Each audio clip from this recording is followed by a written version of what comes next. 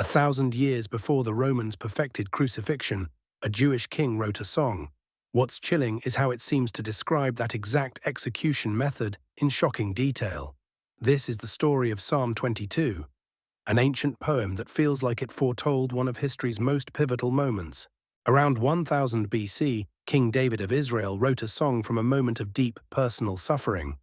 What's baffling is that this psalm describes a specific, gruesome public execution. The problem? Crucifixion as a punishment wasn't widely used for centuries and was unknown in David's world. Yet his words paint a shockingly precise picture of it. The connections begin with the first line.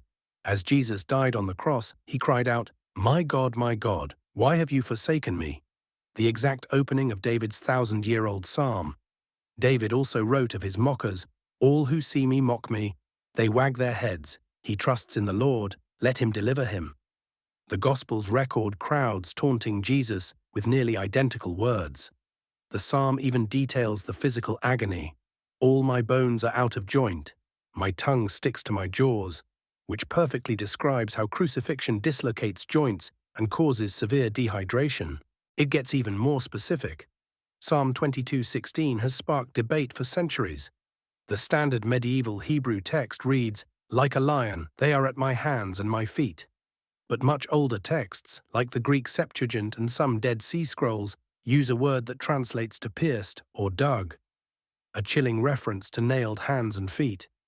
Then verse 18 predicts, they divide my garments among them, and for my clothing they cast lots. All four Gospels describe Roman soldiers doing this exact thing at the foot of the cross. But the psalm doesn't end in despair. The tone completely flips from suffering to victory. The song of pain becomes one of deliverance, of declaring God's name to future generations, a mission that took off after the resurrection. The final line of the psalm can be translated as, he has done it, powerfully echoing Jesus' final words from the cross, it is finished.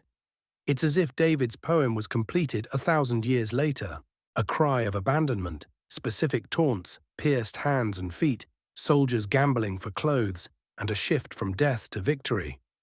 One or two parallels could be a coincidence, but for many, the sheer number of connections between Psalm 22 and the crucifixion is hard to ignore. Was it an intentional prophecy, or did early Christians simply see their story in David's words? It remains one of history's most fascinating debates, a detailed blueprint, written 1,000 years before the event.